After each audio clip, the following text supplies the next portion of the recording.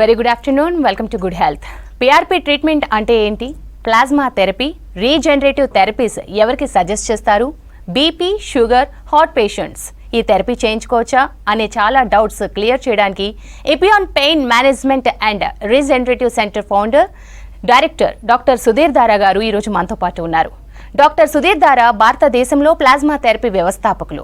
ఈ ట్రీట్మెంట్ ఇండియాలో స్టార్ట్ చేసి 40,000 మందికి పైగా పీఆర్పీ ట్రీట్మెంట్స్ చేసి సక్సెస్ అయినందుకు ఆయన ఇండియా బుక్ ఆఫ్ రికార్డ్స్ సాధించారు. రీజనరేటివ్ థెరపీలో భారతీయ రత్న అవార్డు కూడా అందుకున్నారు. పీఆర్పీ థెరపీ కోసం పాలసీ తయారు చేయడమే కాదు, ప్రోటోకాల్ రూపకల్పనలో కీ రోల్ ప్లే చేశారు సుధీర్ దారా. ఈ రంగంలో 5,000 మంది డాక్టర్లకి ట్రైనింగ్ ఇచ్చారు. వారు హైదరాబాద్తో పాటు ఫారిన్ కంట్రీస్లో ప్రాక్టీస్ చేస్తున్నారు. సుధీర్ దారా గారు ఈరోజు మనతో పాటు ఉన్నారు. వారిని అడిగి మరిన్ని విషయాలు తెలుసుకుందాం. So first of all congratulations, మీకు మంచి మంచి అవార్డ్స్ వచ్చాయి. అలాగే ఇటువంటి థెరపీని ఇండియాలో మీరు తీసుకొచ్చినందుకు చాలామంది మీకు కంగ్రాచులేట్ కూడా చేస్తూ ఉన్నారు. అయితే ఫస్ట్ ఆఫ్ ఆల్ ఒక చిన్న సూదితో నయం చేసేస్తా అంటున్నారు. ఏ స్పైన్కి సంబంధించి కానివ్వండి, నీ జాయింట్స్ కానివ్వండి, అసలు ఇది నమ్మసఖ్యమా? మార్కెట్లోకి వచ్చాక మిగతా వాళ్ళ రెస్పాన్స్ ఎలా ఉంది దీనికి సంబంధించి? మంచి క్వశ్చన్ అండి. ఇది ఏంటంటే, ఒక ఆరోగ్యము అనారోగ్యం అయినప్పుడు దాని చికిత్సా విధానాల్లో కొన్ని సంవత్సరాల నుంచి చాలా చాలా మార్పులు చెందుతూ ఉందన్నమాట. ఇది పర్టికులర్గా అలోపతిలో, ఆయుర్వేదిక్ హోమియో గురించి మాట్లాడలే. అలోపతిలో ఎవ్రీడే రీసెర్చ్ జరుగుతుంటుంది. ఎవ్రీడే ఒక జబ్బు గురించి, ఆ జబ్బుకి ఉన్న డిఫరెంట్ ట్రీట్మెంట్ మాడ్యూల్స్ గురించి ప్రతిరోజు అప్డేట్ అవుతూ ఉంటుంది. అంటే ఇప్పుడు మీరు ఒక 30 సంవత్సరాల క్రితం ఏదైనా ఒక ట్రీట్మెంట్ తీసుకుంటే అది ఈరోజు ఉండదు, మారిపోయి ఉంటుంది, అంత చేంజ్ అయి ఉంటుంది. అదేవిధంగా కొన్ని పాతకాలంలో కొన్ని సర్జరీస్ జరుగుతుంటాయి, ఆ సర్జరీస్ ఇప్పుడు లేవు, అన్నీ పోయాయి, కొత్త ట్రీట్మెంట్స్ వచ్చాయి. అలాగే బాడీలో వివిధ పార్ట్స్ ఉంటాయి, జాయింట్స్ ఉంటాయి, మజిల్స్ ఉంటాయి, లిగమెంట్స్ ఉంటాయి. వీటి వల్ల నొప్పి రావడం అన్నది ఒక న్యాచురల్ పద్ధతి, అంటే అది జబ్బు కాదు. ఇప్పుడు మనం మాట్లాడుతున్న మోకాలు నొప్పి కానీ, మనం మాట్లాడుతున్న భుజం నొప్పి కానీ, స్పైన్ నొప్పి కానీ, ఇంకా వేరే ఏ జాయింట్ నొప్పి అయినా కానీ జబ్బు కానే కాదు. అది ఏంటది? వయసు రీత్యా మనిషిలో వస్తున్న చేంజ్. ఇప్పుడు 20 నుంచి 40 వరకు తీసుకుంటే ఈ జాయింట్స్ ఎప్పుడు ఎవరికి ఎక్కువ మందికి బాధ పెట్టవు. ఈ 40 దాటిన తర్వాతే బాధ పెడతాయి. అంటే దాని అర్థం ఏంటి? ఇది నేచర్, ప్రకృతి సిద్ధంగా అది స్లోగా బాడీలో పార్ట్స్ అరగడం వల్ల వచ్చిన ఒక చేంజ్ తప్పిది జబ్బు కాదు. కానీ ఈ అలోపతిలో ఎట్లా ఉందంటే, ఇప్పుడు ఒక 30-40 ఒక 50 ఇయర్స్ అనుకుందాం, 50 ఇయర్స్ నుంచి కూడాను ఈ జాయింట్ పెయిన్స్, ఈ మజిల్ పెయిన్స్, ఈ స్పైన్ పెయిన్స్, వీటన్నిటికి కూడాను ఇనీషియల్గా పెయిన్ కిల్లర్స్ వాడడము, ఎక్సర్సైజ్ చేసుకోవడము, ఫైనల్గా సర్జరీ, దాన్ని తీసేయడము, కొత్తవి పెట్టడము, లేదంటే దాన్ని కుట్టడము, ఇదే జరుగుతుంది. ఇప్పటికి కూడా అదే ఉంది. కానీ అలోపతిలో రీసెర్చ్లో ఏమైందంటే, స్లోగా అరే ఇవంతా న్యాచురల్గా వస్తున్నాయి కదా, న్యాచురల్గా వచ్చిన ఇబ్బందులు కాబట్టి వీటికి ఏదైనా వేరే కొత్త మార్గం ఉందా అని ఎప్పటి నుంచో రీసెర్చ్ జరుగుతుంది. ఆ రీసెర్చ్ కూడా సక్సెస్ అయ్యి దానికి గైడ్లైన్స్ ఇచ్చేశారు, దానికి పర్మిషన్స్ కూడా ఇచ్చారు. కానీ అది పాపులరైజ్ కాలే. ఎందుకు పాపులరైజ్ కాలేదు అంటే దానికి చాలా రీజన్స్ ఉన్నాయి. కానీ దీన్ని పాపులరైజ్ చేసింది ఎవరు అంటే ఎపియాన్. అంటే ఎపియాన్ వ్యవస్థాపకుగా నేనే దీన్ని ఇండియాలోకి తీసుకొచ్చింది. ఎందుకంటే ఇంత ఒక చాలా అద్భుతమైన ట్రీట్మెంటు, అది ఆపరేషన్ లేకుండా, ఆపరేషన్ని కంప్లీట్గా రీప్లేస్ చేసే ట్రీట్మెంట్ ఒకటి ఉంది. దాన్ని మనం బయటికి తేలేకపోతున్నాము, దాన్ని మనము ఫేమస్ చేయలేకపోతున్నాం అని కనుక్కొని నేను తీసుకొచ్చాను. అంటే ఇప్పుడు అందరూ ఈరోజు ఈ టీవీ ముందు కూర్చొని వినేవాళ్ళందరూ కూడా మనం ఆలోచించాల్సింది ఏంటంటే, మోకాలు నొప్పులు కానీ, షోల్డర్ పెయిన్ కానీ, స్పైన్ పెయిన్ కానీ, ఎనీ జాయింట్ పెయిన్, అది న్యాచురల్ ప్రాసెస్, అది జబ్బు కాదు. దానికి పెద్ద ఆపరేషన్లకి పోకూడదన్నదే మన ముఖ్య ధ్యేయము. అది సాధ్యమయ్యేది ఈ ట్రీట్మెంట్ తోటి, ఈ plasma therapy or PRP treatment. Right, caller రెడీగా ఉన్నారండి హైదరాబాద్ నుంచి. నమస్తే శ్రీలత గారు. నమస్తే అండి. డాక్టర్ గారిని క్వశ్చన్ అడగండి. చెప్పండి అమ్మా శ్రీలత గారు. మా పేరు శ్రీలత సార్. అదే చెప్పండి మేము అమ్మా. హైదరాబాద్ నుండి చేస్తున్నాము. చెప్పండి అమ్మా. మేము ఇటీవల పిఆర్పి చేయించుకున్నాం sir, Okay. 3 months back. Okay. అయితే మాకు తక్కువ ఉంటాయని చేశారు సార్ డాక్టర్. మ్మ్. అయితే ఏం తక్కువ లేదు సార్ ఇప్పుడు. అయితే ఎన్ని రోజులకు తగ్గుతుంది సార్? అట్లా కాదమ్మా, ఇప్పుడు ఏ జాయింట్లో మీకు నొప్పి వచ్చింది? మోకాళ్ళు సార్. మోకాలు నొప్పి వచ్చింది. ఎన్నిసార్లు చేశారు? 3 times సార్, 3 సార్లు. అవునా? మరి ఫాలోఅప్లో ఉన్నారా? అంటే ఫాలోఅప్ ఉన్నాం సార్ డాక్టర్ తో. 2 మోకాళ్ళు చేశారా, ఒకటే చేశారా? 2 చేశారు సార్. 3 months అయ్యిందా? 3 నెలలు అయింది సార్. ఓకే. మీరు ఎక్కడ చేయించుకున్నారు? మేము అత్తాపూరు M&M హాస్పిటల్లో sir, Madhu Reddy. Okay okay okay. అంటే మీకు ఈ పిఆర్పి చేసే ముందు స్కాన్స్ ఏమైనా చేశారా? స్కానింగ్ చేస్తే అరిగినాయి, పిఆర్పి చేయించుకోమా. మాకు 49 ఉన్నాయి సార్ ఏజ్. ఇప్పటి నుండి సో ఇప్పుడు మీకు దానివల్ల ఎఫెక్ట్ రాలేదు అంతే కదా? నొప్పి తగ్గలేదు. యా, కాల్ కట్ అయినట్టు. అదే ఇప్పుడు చూడండి, ఈవిడ 49 years పిఆర్పి చేసుకున్నారు. ఇక్కడ ఇదే పాయింట్ ఉండేది. ఇప్పుడు ఏంటంటే పిఆర్పి చేయడం అన్నది చాలా సులువైన పద్ధతి, కానీ చాలా సులువుగా తప్పు కూడా జరుగుతుంది. ఇప్పుడు ఈవిడికి శ్రీలత గారికి ఏంటంటే 3 నెలలు అయింది, ఆమెకు నొప్పి తగ్గలేదు. అంటే ఏం జరిగి ఉండొచ్చు? 2 కారణాలు. ఒకటి ఏంటంటే పిఆర్పి అన్న దాని ప్రిపరేషన్. అంటే ఇప్పుడు ఆవిడ బ్లడ్లోని సెల్స్ తీసుకొని ఆ బ్లడ్లో సెల్స్ని కరెక్ట్గా ఏవైతే సెల్స్ తీసుకోవాలో ఆ సెల్స్ని తీసుకొని పిఆర్పి ప్రిపేర్ చేయాలి. ప్లస్ ఎక్కడైతే ఆవిడికి మోకాలు అరిగిందో మోకాలు మొత్తం చెడిపోదు. ఎప్పుడు ఎక్కడో ఒక చిన్న పార్ట్లో గుజ్జు అరగడం అన్నా, లిగమెంట్ డ్యామేజ్ అవ్వడం అన్నా జరుగుతుంది. అక్కడ ఈ కరెక్ట్ సెల్స్ని వదిలినప్పుడే నొప్పి రిలీఫ్ వస్తుంది. అది కాక ఆవిడని శ్రీలత గారిని ఫాలోఅప్లో పెట్టుకోవాలి. అంటే కరెక్ట్ ఎక్సర్సైజ్ చేస్తున్నారా లేదా, కరెక్ట్గా ఇంప్రూవ్మెంట్ వస్తుందా లేదా, ఇంప్రూవ్మెంట్ వస్తుందా అన్నదానికి మళ్ళీ స్కాన్స్ చేసుకొని ఎంత ఇంప్రూవ్మెంట్ వస్తుంది, ఏ పార్ట్ అయితే దెబ్బతినిందో ఆ పార్ట్ మళ్ళీ కరెక్ట్ అవుతుందా లేదా, ఈ ఫాలోఅప్ అంతా కానీ ఉంటేనే ఆ పిఆర్పి అన్నది మీకు ఎఫెక్ట్ చేస్తుందమ్మా.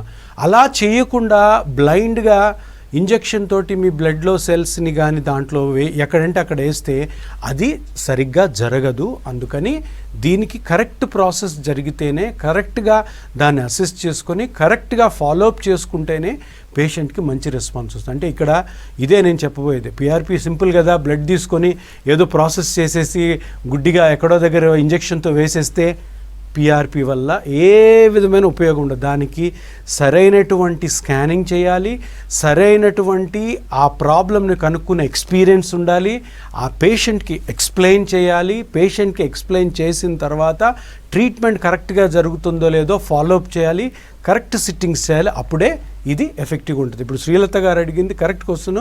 అందరు తెలుసుకోవాల్సింది ఏంటంటే ఎక్కడైతే ఇది పర్ఫెక్ట్గా జరుగుతుందో, ఏ సెంటర్లో అయితే పర్ఫెక్ట్గా జరుగుతుందో అక్కడికి వెళ్ళడం చాలా చాలా శ్రేయస్కరం. సో చూస్ చేసుకునే డాక్టర్, సెంటర్ కూడా ఇంపార్టెంట్ అండి. సెంటర్ కూడా చాలా ఇంపార్టెంట్. మెదక్ నుంచి కాలర్ రెడీగా ఉన్నారండి. నమస్తే పద్మ గారు.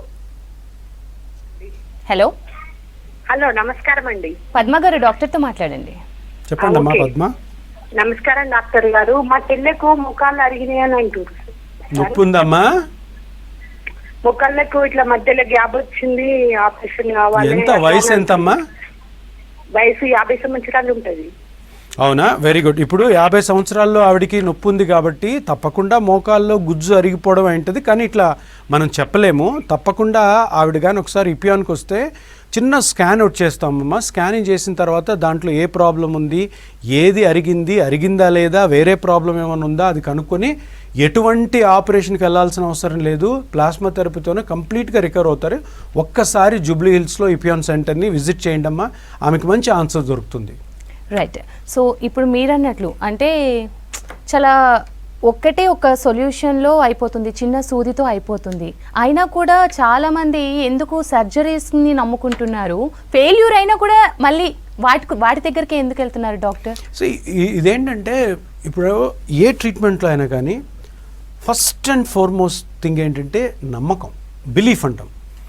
ఒక 5 సంవత్సరాల క్రితం, 5 కాదు 6 సంవత్సరాల క్రితము నేను ఈ ట్రీట్మెంట్ని ఇండియాలోకి తేక మునుపు ఒకటే ఒక బిలీఫ్ ఏంటి, మోకాళ్ళు అరిగిపోతే ఆపరేషన్. ఇప్పుడు ఎవరికన్నా కానీ ఫస్ట్ ఆపరేషన్ అనగానే భయపడి వెనక్కి వెళ్తారు. దాని తర్వాత ఏం చేస్తారు, నొప్పి వస్తుంది, నొప్పి తగ్గడం లేదు, ఆ డాక్టర్ దగ్గరికి వెళ్ళాము ఆయన ఆపరేషన్ అంటాడు, ఇంకో డాక్టర్ దగ్గరికి వెళ్ళాము ఇంకో ఆయన ఆపరేషన్ అంటాడు. ఫైనల్గా ఏమంటారు, అరే ఇంకా ఆపరేషన్ తప్ప ఇంకా వేరేది లేదు కదా అని ఆపరేషన్కి వెళ్తున్నారు.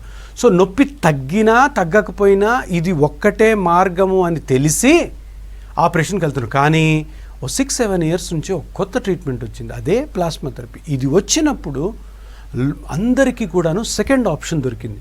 అంటే ఓకే, మనం ఈ ప్లాస్మా థెరపీ కూడా చేసుకొని మనం బయటపడొచ్చని. కానీ దీన్ని కరెక్ట్గా చేయగలిగితే, కరెక్ట్గా కానీ పేషెంట్ కరెక్ట్ డాక్టర్ దగ్గరికి వెళ్ళి కరెక్ట్ ఎక్స్పీరియన్స్ ఉన్న డాక్టర్ దగ్గరికి వెళ్ళి చేయించగలిగితే ఎటువంటి ఆపరేషన్ అవసరం లేదు.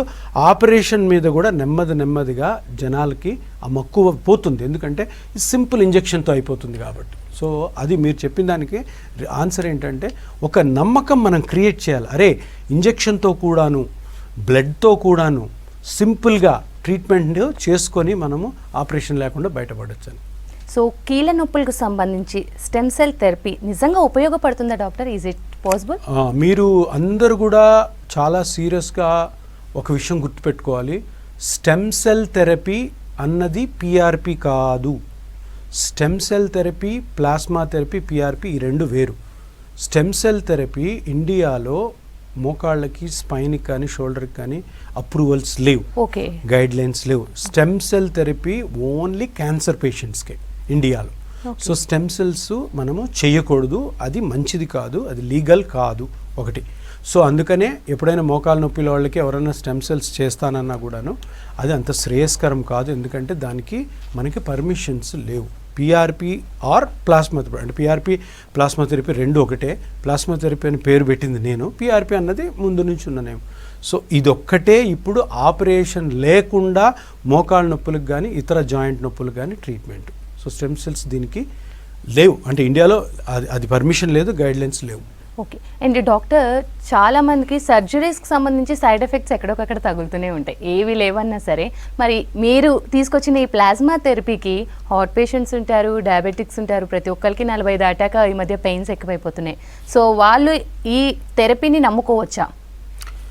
సో ఇప్పుడు ఒక విషయం మీరు గమనించాల్సింది ఏంటంటే, దీని పేరేంటి, PRP, platelet rich plasma therapy are plasma therapy. అంటే ఏంటి, పేషెంట్ యొక్క బ్లడ్లో, తన ఓన్ బ్లడ్లోనే చిన్న చిన్న కణాలు ఉంటాయి. ఆ కణాలని చిన్న ఇంజెక్షన్తో మీకు వీడియోలో చూపించినట్టుగా తీసి ఆ కణాలని ఎక్కడైతే మోకాలులో కానీ ఇతర పార్ట్లో డ్యామేజ్ అయిన పార్ట్ ఉంటుందో అక్కడ వదలడం ద్వారా అది మొత్తం రికవర్ అయ్యి పేషెంట్ నొప్పి నుంచి బయటపడతాడు. అంటే ఇక్కడ 3 అంశాలు, రక్తం తీయడము, కొద్దిపాటి రక్తము, దాని నుంచి సెల్స్ తీయడము చిన్న ఇంజెక్షన్తో మళ్ళీ అది బాడీలోకి ఎక్కించడం.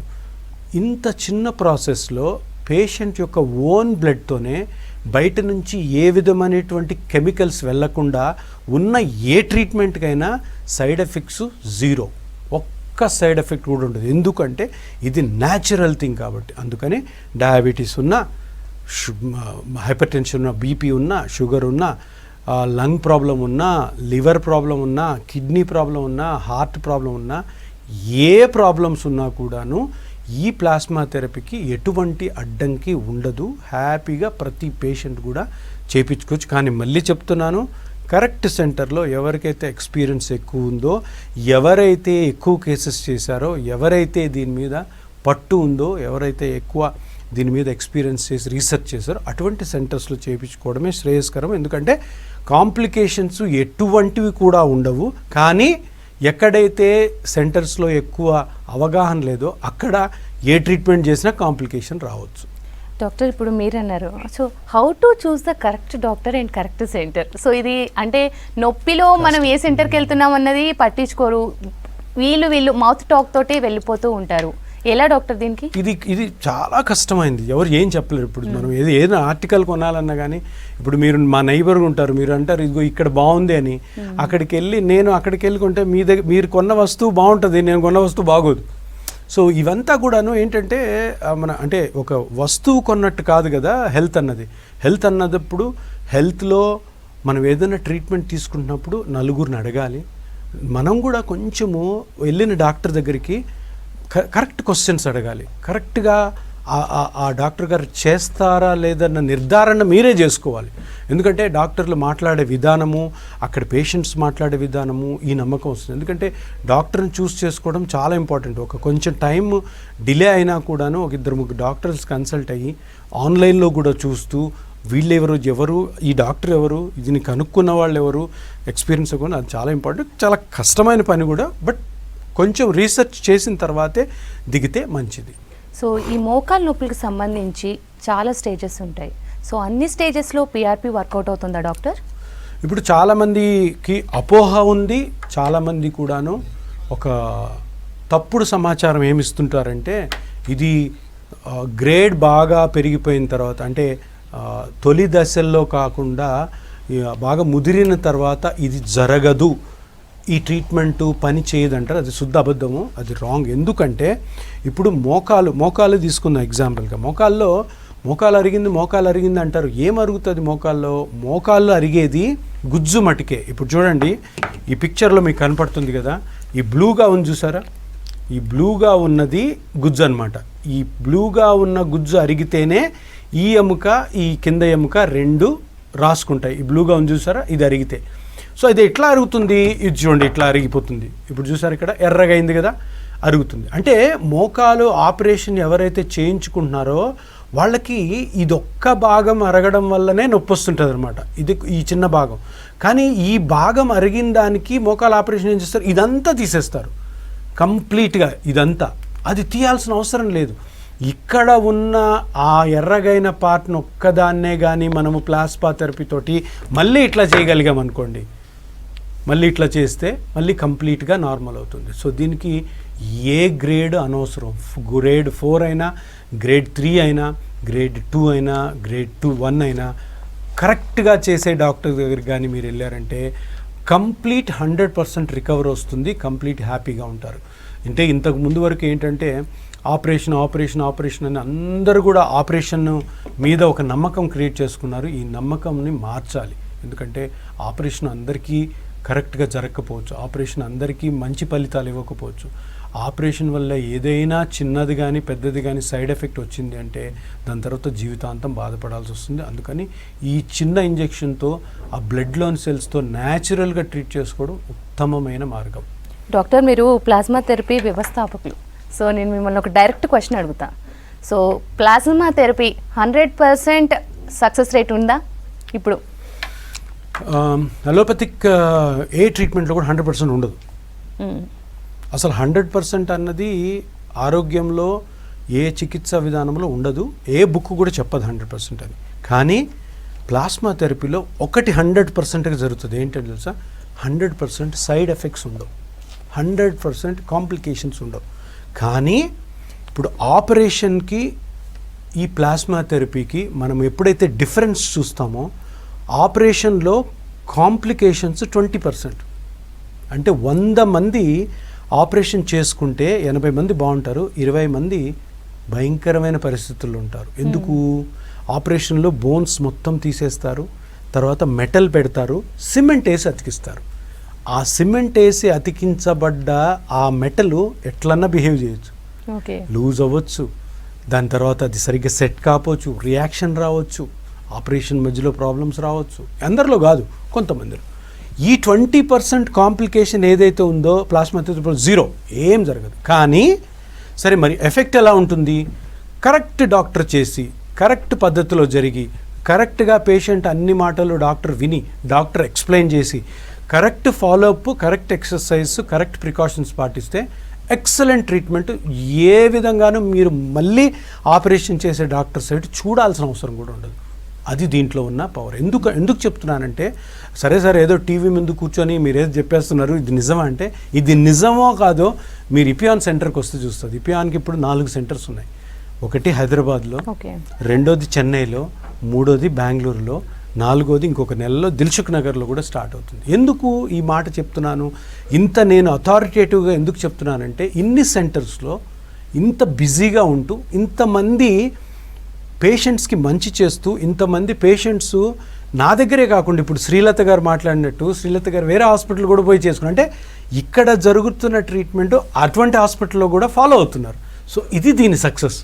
సో అందరికీ ఒకటే డౌట్ ఉంటుంది, మీకు కూడా డౌట్ వచ్చింది ఇప్పుడు, సార్ మీరు ఒకటే మాట చెప్పండి, మీరు వ్యవస్థాపకాలంటే ఇది నిజంగా పని చేస్తుందా అని. పని చేయకపోతే ఎంతోమంది ఆర్థోపెడిక్ డాక్టర్స్ ఎవరైతే ఆపరేషన్ చేస్తారో, ఆపరేషన్ ఒక్కటే నేర్చుకొని ఉంటారో వాళ్ళందరూ ఈరోజు ఫాలో అవుతున్నారు. ఎందుకు ఫాలో అవుతున్నారు? ఆపరేషన్ కంటే ఇది మంచిది కాబట్టి, ఆపరేషన్ కంటే ఇది సేఫ్ కాబట్టి, ఆపరేషన్ కంటే దీంట్లో ఎఫెక్ట్ బాగుంది కాబట్టి. సో ఇది అనమాట నిర్ధారణ, ఇది ప్రూఫ్ అనమాట. ఇది ఒక ప్రూఫ్ ఏంటంటే ఇది ఫ్యూచర్లో ఆపరేషన్స్ని బాగా తగ్గించి ఆ సింపుల్ పద్ధతిలో కొన్ని చిన్న చిన్న జాగ్రత్తలు తీసుకొని పేషెంట్ హ్యాపీగా బయటకు వచ్చి తన పనులు తను హ్యాపీగా చేసుకోగలుగుతాడు. So coming to SonoSite PX scanning machine. So దీని మీద అత్యాధునిక మిషన్ ఇది ఇండియాలో మీరు తీసుకొచ్చారు అందుబాటులోకి. సో దీని గురించి చెప్పండి డాక్టర్. ఇప్పుడు సర్జరీస్ ఆపరేషన్స్ చేసే డాక్టర్స్లో ఇప్పుడు కొత్తగా ఒక సిస్టమ్ వచ్చింది, రోబోటిక్. అంటే ఏంటి, డాక్టర్ ఆపరేషన్ చేయడు, రోబో చేస్తుందని. అదేంటంటే రోబోటిక్తో చేస్తున్నప్పుడు డాక్టర్ చేతుల ద్వారా చేసే ఆ ఆపరేషన్ ఎఫెక్ట్ కంటే దాంట్లో ఎక్కువ ఎఫెక్టివ్ ఉంటుంది అని ఒకటి. అట్లాగే ఇప్పుడు మేము చేసే ఆపరేషన్ లేని మోకాలు నొప్పి ట్రీట్మెంట్కి ఈ మిషన్ ఎట్లా పనిచేస్తుంది అంటే ఇదొక స్కానింగ్ మిషన్ అనమాట.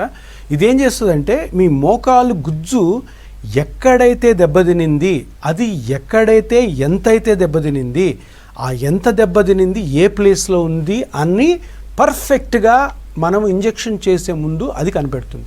ఇండియాలో అది ఒకటే ఒక మిషన్ ఉంది. ఆ ఒక్క మిషన్ కూడా మన ఇపియాన్ జూబ్లీహిల్స్లో ఉంది. సో ఈ మిషన్ ఎంత యాక్యురేట్గా ఉంటుంది అంటే ఆ యాక్యురసీ వల్ల పేషెంట్కి 100% పెయిన్ రిలీఫ్, 100% ఎఫెక్ట్ వచ్చే ఆస్కారం ఉంటుందన్నమాట. సో ఈ మిషన్ ఆవిష్కరణే చాలా గొప్పది. జర్మనీ మిషన్ అది ఫస్ట్ టైం మన ఇండియాలో జూబ్లీహిల్స్లోనే వచ్చింది ఇపియాన్లో. సో ఇదేంటంటే ఆ పర్టికులర్ పాయింట్ని ప్రిసైజ్గా కనుక్కొని కరెక్ట్గా దాన్ని కరెక్ట్ చేయడం వల్ల ఆ ఎఫెక్ట్ అనేది 100% వస్తుంది అనమాట. సో దీనివల్ల మాకు రిజల్ట్స్ కూడా చాలా బాగున్నాయి ఇప్పుడు.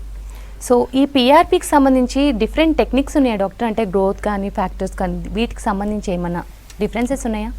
డిఫరెన్సెస్ అంటే ఏంటంటే ఇప్పుడు బ్లడ్ ఉంటుంది కదా, పేషెంట్లో కొంచెం 20 ml బ్లడ్ తీసుకుంటాం కదా, ఆ బ్లడ్లో ఏముంటుంది, బ్లడ్లో ఆర్బీసీస్, డబ్ల్యూబీసీ అని ఉంటాయి. ఈ ఆర్బీసీ అన్నవి ఫస్ట్ తీసేస్తాం. ఈ డబ్ల్యూబీసీలో ప్లేట్లెట్స్ అని ఉంటాయి. ఆ ప్లేట్లెట్స్ మీద గ్రోత్ ఫ్యాక్టర్స్ అని ఉంటాయి. సో అందుకని డిఫరెంట్ పేర్లు, అన్నీ ఒకటే. గ్రోత్ ఫ్యాక్టర్ థెరపీ అనొచ్చు, ప్లేట్లెట్ థెరపీ అనొచ్చు, ప్లేట్లెట్ రిచ్ ప్లాస్మా థెరపీ అనొచ్చు, ప్లాస్మా థెరపీ అనొచ్చు. సో అన్నీ కూడా ఒకటే. కాకపోతే ఒకటే అని చెప్పడం కాదు, కరెక్ట్గా ఆ బ్లడ్లో ఉన్న గ్రోత్ ఫ్యాక్టర్స్ని ఆ మిషన్స్, స్పెషల్ మిషన్స్ ఉంటాయి, అవి అందరి దగ్గర ఉండవు. ఆ గ్రోత్ ఫ్యాక్టర్స్ని పికప్ చేసి నేను చెప్పిన పిఎక్స్ మిషన్ ఉందా దాని ద్వారా కరెక్ట్ ప్లేస్లో వదిలితేనే దీని ఎఫెక్ట్ వస్తుంది. సో ఈ ఎక్విప్మెంట్ కూడా చాలా చాలా ఇంపార్టెంట్ దీంట్లో. Okay. And doctor coming to the main point, so ప్రైజెస్కి సంబంధించి మిగిలిన సెంటర్స్, ఈ మన స్పోర్ట్స్ సెంటర్స్ గురించి కాకుండా, సో ప్రైజ్ వేరియేషన్స్ అనేవి కొంచెం హైలో ఉంటున్నాయి. సో ఈ ప్రైజ్ వేరియేషన్ ఎక్కడ అంటే చేసే పద్ధతుల్లో ఉంటుందా, లేకపోతే సెంటర్స్ మీద డిపెండ్ అయి ఉంటుందా, ఏంటి డాక్టర్ దీనికి సంబంధించి? ఇప్పుడు ఒక్కొక్కరు చాలా కారణాల వల్ల దానికి ఉన్న ప్రైస్ని తగ్గిస్తుంటారు. ఇప్పుడు క్వాలిటీ అన్నది ఎలా ఉంటుందంటే మెడికల్లోను బయట కూడాను, ఎప్పుడైనా ఒక వస్తువుకి రూపాయి వెల ఉంటే దాన్ని నువ్వు 60 పైసలకు అమ్ముతున్నావు అంటే క్వాలిటీ తగ్గిపోయినట్టే, అంతే కదా. క్వాలిటీలో కాంప్రమైజ్ అయ్యావంటే అర్థం ఏంటి, నువ్వు ఏ ఇంటెన్షన్తో అయితే ఆ ట్రీట్మెంట్ చేస్తున్నావు ఆ ఎఫెక్ట్ రాకపోగా పైపెచ్చు కాంప్లికేషన్ రావచ్చు. సో అందుకనే నేను ప్రతి పేషెంట్కి, ప్రతి మనిషికి చెప్పేది ఏంటంటే, వస్తువు కొంటున్నప్పుడు మీరు ఎంతన్నా కాంప్రమైజ్ అయిపోయి క్వాలిటీలో కొనుక్కోవచ్చు. ఎందుకంటే ఆ వస్తువు చెడిపోతే పడేసి కొత్తది తెచ్చుకోవచ్చు, ఆమె నుండి తిట్టుకోవచ్చు, అది వేరే విషయం. కానీ హెల్త్ వరకు వచ్చేసరికి మీరు ఎప్పుడన్నా మోకాలకు ట్రీట్మెంట్ తీసుకున్నా, జాయింట్ ఎక్కడైనా ట్రీట్మెంట్, ఏదైనా ఆపరేషన్ చేసుకున్నా కూడాను క్వాలిటీ దగ్గర కాంప్రమైజ్ అవ్వద్దు. క్వాలిటీ కాంప్రమైజ్ అయ్యేదంతా కూడాను డబ్బులు తక్కువ చేస్తేనే క్వాలిటీ కాంప్రమైజ్ అవుతుంది. ఇప్పుడు ఇంతకుముందు మనం శ్రీలత గారు మాట్లాడిన కానీ ఎవరన్నా నేను ట్రీట్మెంట్ చేసుకున్నాక నాకు ఇంప్రూవ్మెంట్ రాలేదంటే క్వాలిటీ కాంప్రమైజ్ అయితేనే ఇంప్రూవ్మెంట్ ఉండదు.